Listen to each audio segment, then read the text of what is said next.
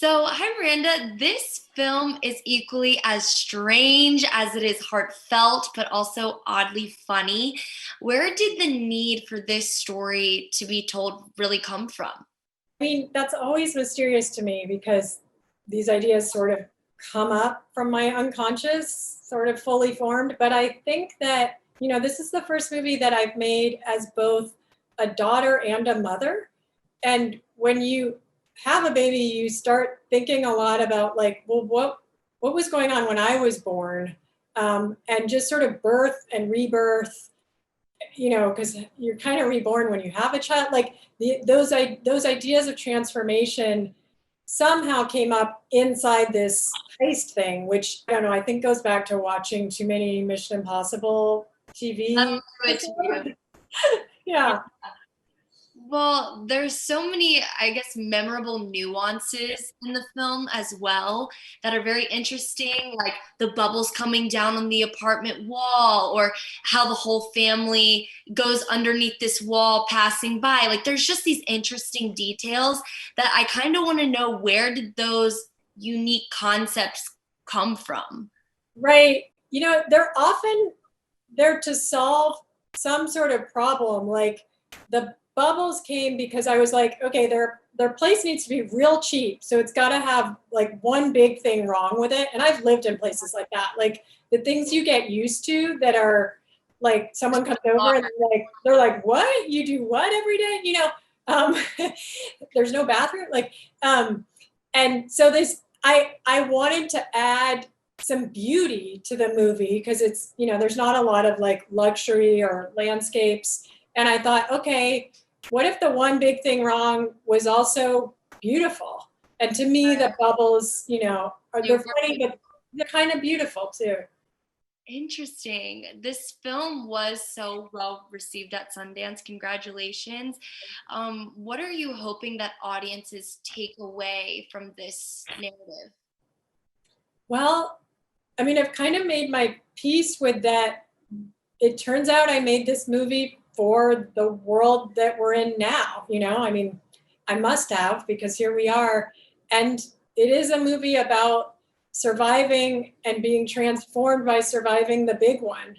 I mean, among other things, that happens and is a pretty deep moment in the movie. It's like one of my favorite moments when the big one is survived. And so I guess I hope maybe that feels good. Like there's like a little bit of an echo or a resonance there that feels comforting or hopeful to viewers now.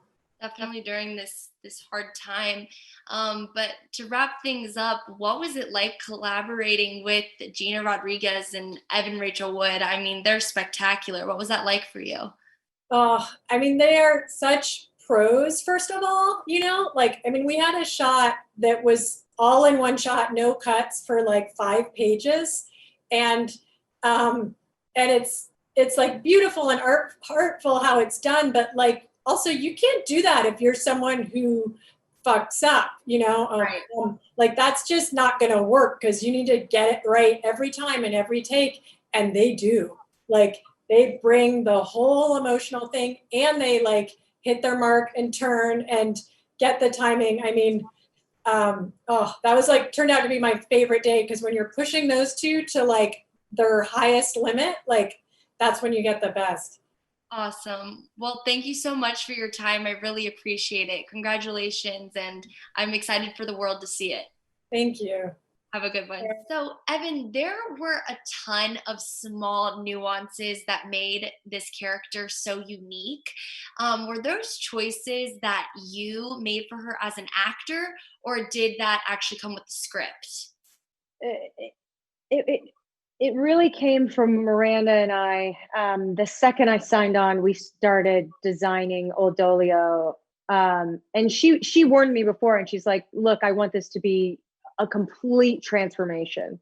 And I said, I'm in. This is the stuff I live for. And so we took about a week before shooting to dial in Old Dolio, and she would give me clothes to wear, improvisations to do. She would limit the way I could communicate or do the scenes, like no contact or no words, or I would sometimes do scenes as an animal because we wanted Oldolo to have a very primal animalistic quality to her that was so removed from any kind of societal norm and anything to do with gender. And so there were tells that would give me away, like the voice and like my hands were the two biggest ones. So I would practice, by myself, even right down to how I would put my hair behind my ears. I would practice like hundreds of times softening my hands and getting rid of anything that was mine. Wow. So by the time we got to set, she was there. Wow. Well, the audience can really tell that the character's trying to untangle her path to freedom, but still is emotionally connected to her family.